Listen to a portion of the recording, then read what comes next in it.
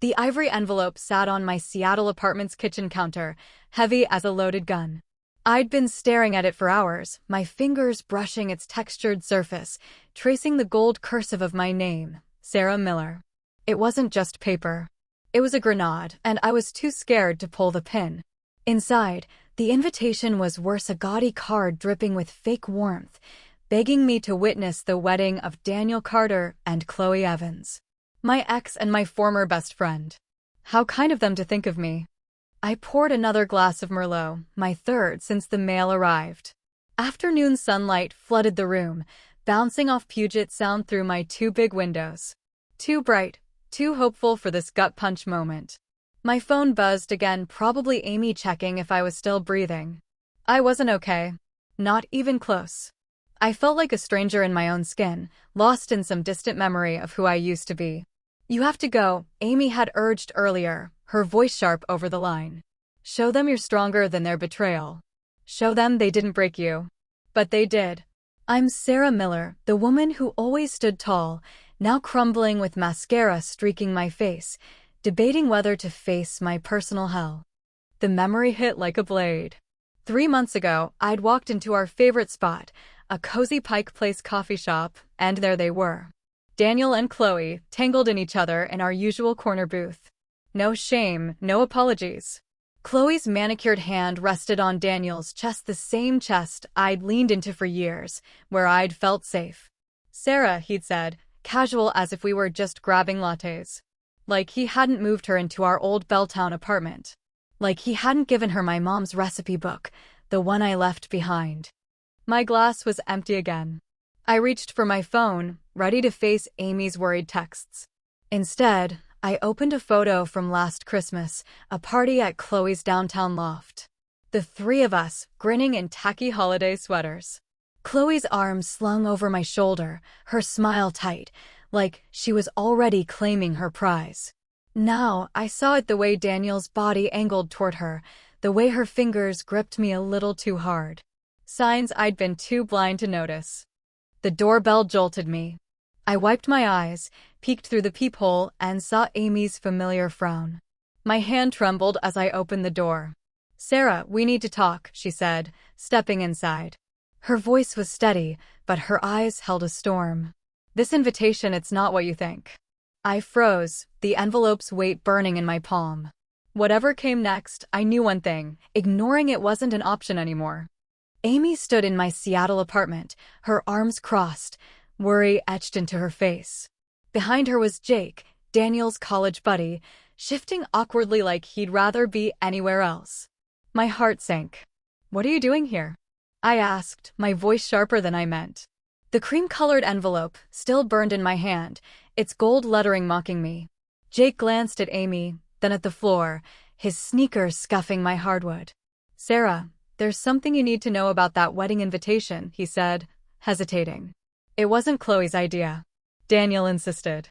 The words hit like a slap. I staggered back, clutching the counter. Insisted. My voice cracked. Amy nodded, her eyes fierce. He wants you there, Sarah. To rub it in. To show everyone he's won, that you were just a stepping stone to his perfect life with Chloe. The room tilted. 6 years with Daniel, late nights dreaming of a future, quiet mornings in our Belltown loft reduced to a game. A rehearsal for his real happily ever after. My throat tightened, anger mixing with the Merlot in my veins. Jake cleared his throat, uneasy. I didn't want to come, but Amy thought you deserved the truth. His eyes darted to the door like he was scared of what he'd already said. He's not the guy you think he is. I stared at him, the weight of his words sinking in. Jake knew something bigger than this cruel invitation. What do you mean? I pressed, stepping closer. He flinched, glancing at Amy for backup. Just be careful, Sarah. That's all I can say. Amy touched my arm, her voice softer now. You don't have to decide tonight, but you can't let them control you. Show up. Show them you're not broken. But I was broken. Shattered, really. Yet something in Jake's warning sparked a fire. If Daniel wanted to play games, I'd play too. I grabbed my laptop from the coffee table, my hands trembling but sure. Amy and Jake watched tense as I pulled up the wedding's RSVP page. The cursor blinked over the accept button. No special requests, no dietary needs. Just Sarah Miller, ready to raise a glass to the happy couple. I clicked submit, the confirmation email pinging instantly. The fog of wine and pain cleared, replaced by a sharp clarity. I'm going, I said, meeting their eyes with a strange, brittle smile.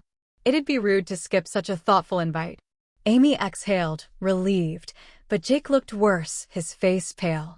He stepped back, and I caught a flicker in his expression. Not just worry, but recognition. He knew Daniel's game, maybe even his secrets. Jake, I said, my voice low, steady, what else aren't you telling me about Daniel? He swallowed hard, his hand on the doorknob. I should go, he muttered, but as he turned, his whisper carried, just watch your back. Daniel's playing for keeps. The door clicked shut, leaving me and Amy in the dim apartment. The envelope lay on the counter, its gold script glinting like a challenge. 3 weeks until the wedding. 3 weeks to figure out what Jake was hiding and how to turn Daniel's perfect day into his reckoning. The Grand Hyatt in downtown Seattle glittered under the sunset, its marble columns and crystal chandeliers screaming Chloe's taste lavish, like she was born clutching a trust fund. I stood at the edge of the rehearsal dinner, my stomach twisting as I scanned the room. Amy hovered beside me, her whispered, "You don't have to do this," barely registering. I did have to. Jake's cryptic warning about Daniel echoed in my head, and 3 days of digging had already turned up dirt, unexplained absences, hushed phone calls, and a company credit card with charges that didn't add up. I wasn't here to clap for the happy couple. I was here to pull at the threads of Daniel's perfect facade. Chloe swept toward me, her white cocktail dress probably worth my monthly rent in Capitol Hill. "Sarah, I'm so glad you came," she said, her smile as brittle as glass. Behind her stood Margaret, Chloe's mother, my ex-almost mother-in-law, her eyes slicing through me with barely veiled disdain. Once, she'd called me family, promising my mom she'd watch over me. Now, she wouldn't even meet my gaze. "Chloe," I forced a smile, my voice tight. "I was surprised you invited me." Margaret's sharp inhale cut the air. "We're all adults here," I added, watching Chloe's facade flicker. She recovered fast, trailing expensive perfume and judgment as she glided away. Amy squeezed my hand. "You okay?" I wasn't. Every memory of Sunday dinners at Margaret's waterfront estate flooded back her warm hugs, her vows to honor my mom's memory. Lies, all of it.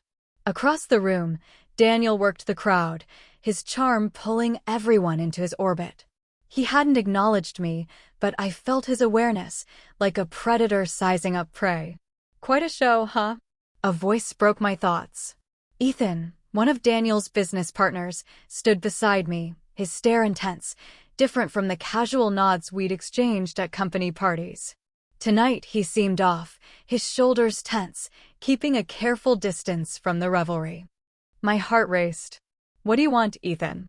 He glanced around, then leaned closer, his voice low. "Meet me by the garden fountain in 20 minutes. There's something you need to see." Before I could reply, he melted into the crowd, leaving my pulse hammering. Across the room, Daniel's eyes locked on me, his smile unwavering, but laced with something dark, a possessive warning.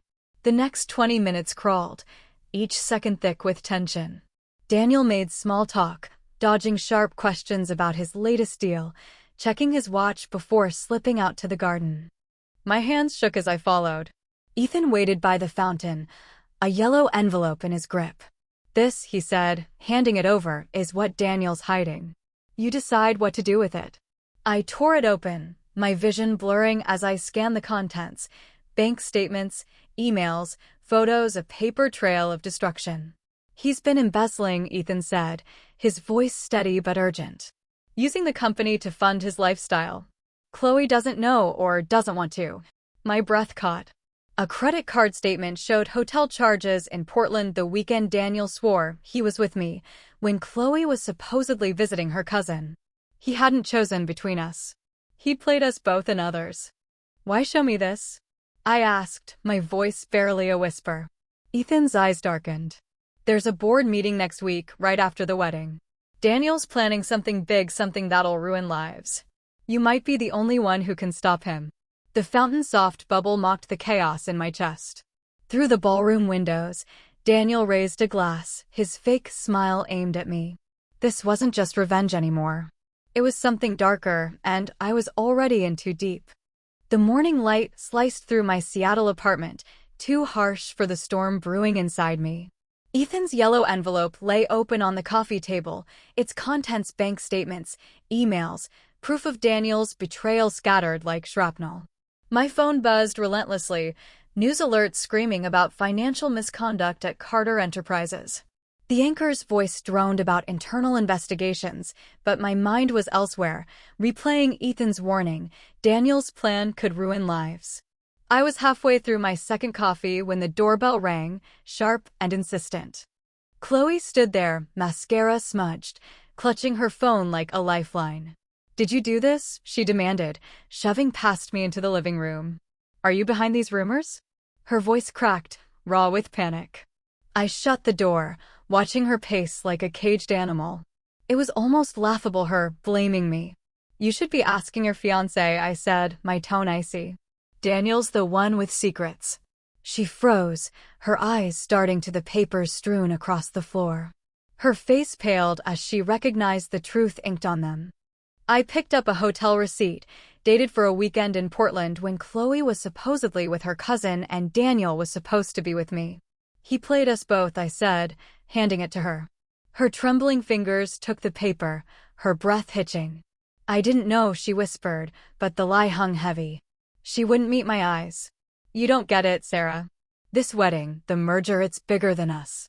My dad's company depends on it. If Daniel goes down, hundreds lose everything." Her voice broke, and for a moment, I glimpsed the friend I once knew scared, trapped. "Then why cover for him?" I snapped. My phone rang. Ethan. Chloe's gaze locked on the screen, her expression shifting to fear. "You're working with him," she said, her voice rising. I answered on speaker, Ethan's urgency cutting through. "Sarah, don't trust Chloe. She's been helping Daniel hide his tracks. The wedding's just a front to seal the merger." Chloe lunged forward. "He's lying. Ethan's the one you can't trust. He's been gunning for Daniel for years." She took a shaky breath. "I can prove it. Ethan's behind the embezzlement. Daniel caught him months ago but kept quiet to save the company." My head spun. The papers told one story: Daniel's crimes, clear as day. But Chloe's fear felt real, and Ethan's convenient evidence? Too neat. "Show me your proof," I said, my voice steady despite the chaos in my chest. Chloe's fingers flew over her phone. "Come to the office tonight in Bellevue. Everything's on Daniel's personal drive." She headed for the door, then paused, her eyes pleading. "I know you hate me, Sarah, but wait until you see it all before you pick a side." She left, and I sank onto the couch, the weight of betrayal crushing me. My phone buzzed again. Amy, frantic. "Jake just heard something about Ethan and Chloe." "It's not what it seems." Anger flared, then faded into a hollow ache. I'd been so sure of my targets, so ready to burn Daniel and Chloe's world down. But what if I was just a pawn in someone else's game? Another message came through, this time from Daniel. "I know you have the files, Sarah. But you're missing the full story. Someone's getting hurt, and it won't be me." The words chilled me, the ground shifting beneath my feet. The office tonight wasn't just a lead. It was a battlefield, and I had no idea who was pulling the strings. The Bellevue office tower loomed dark and silent, its glass facade reflecting the Puget Sound's distant glow. My heels echoed on the marble lobby floor, Chloe's keycard burning in my pocket. Her text an hour ago had been urgent: "Management files, 4th floor. Daniel's personal drive has the truth." Amy's warning rang louder, though. "It's a trap, Sarah. Why would Chloe help you now?" But the desperation in Chloe's eyes that morning, raw, real, pushed me forward. Whatever game this was, I had to see it through. The elevator opened to a quiet floor, the hum of sleeping computers the only sound. My phone buzzed. Jake. I'd dodged his calls since our coffee at Pike Place, where he'd dropped a bomb. Ethan wasn't just Daniel's business partner. He'd been engaged to Chloe years ago, before Daniel tore their world apart. Ethan's help wasn't selfless, it was revenge. I silenced the call and slipped into Daniel's office, the space achingly familiar from countless lunch visits. His oversized desk, the wall of shiny awards, the tacky modern art, it was all the same. Chloe's login worked, but as I dug through files, unease crept in. A folder labeled merger plans sat front and center, too obvious, like bait. Wondered if you'd show. I spun around. Ethan stood in the doorway, his face unreadable, shadows carving his jaw. Here to hand me more evidence? I asked, keeping my voice calm despite my racing heart. Or should I ask Chloe about your history? He didn't flinch. So Jake told you. Did he mention why it ended? Daniel. Always Daniel. He stepped inside, closing the door with a soft click. Chloe chose him, his lies, his schemes. I tried to warn her, just like I'm warning you. I gripped the USB drive in my pocket, loaded with Ethan's earlier files. Why should I trust you? His eyes burned, intense, almost magnetic. Because you've seen Daniel's game. He takes what he wants, discards the rest. This merger? It's a takeover. Chloe's dad's company will be gutted, and Daniel will walk away richer. He moved closer, his hand brushing my arm, urgent but gentle. Help me stop him, Sarah. We can expose him at the wedding, show everyone who he really is. His touch sent a jolt, too familiar, like Daniel's old charm. Ice flooded my veins. I stepped back, seeing Ethan clearly. God, I'm so stupid, I said, my laugh hollow. You're just like him, using me, twisting my pain for your own fight. This evidence, your warnings, was any of it real? Or am I just your weapon against Daniel? The elevator dinged faintly, and Ethan's face hardened. The files are true. How I got them, why I shared them, that doesn't change what Daniel's done. Voices drifted closer, Chloe and Daniel. Panic surged as I ducked into a nearby conference room, pressing against the wall. We can't wait, Chloe said, her tone sharp. If we don't act now, it's all unraveling. Daniel's voice, smooth and confident, cut through. By tomorrow, Sarah will have played her part, and Ethan's evidence won't matter. My blood ran cold. Played her part? The pieces clicked, terrifyingly clear. I wasn't just caught in their game, I was their scapegoat. My phone lit up with Amy's text, found video of Daniel and Chloe planning to frame you. Get out now. I stared at the screen, heart pounding. The truth wasn't just dark, it was a noose, and I was already in it. The lakeside mansion on Lake Washington sparkled under white roses and twinkling chandeliers, a fairy tale setting for a nightmare. I sat at a table half hidden by a pillar, my hands trembling as I smoothed the speech folded in my lap. The words burned, ready to ignite. Amy squeezed my arm, her voice low. You don't have to do this, Sarah. But I did. Daniel stood at the altar, his practiced smile masking the chaos I'd uncovered. Chloe glided down the aisle in a gown that screamed money, her dad beaming from the front row, oblivious to his company's collapse. Margaret, Chloe's mom, dabbed at crocodile tears, my mom's stolen sapphire necklace glinting cruelly around her neck. The ceremony blurred through hollow vows and forced smiles.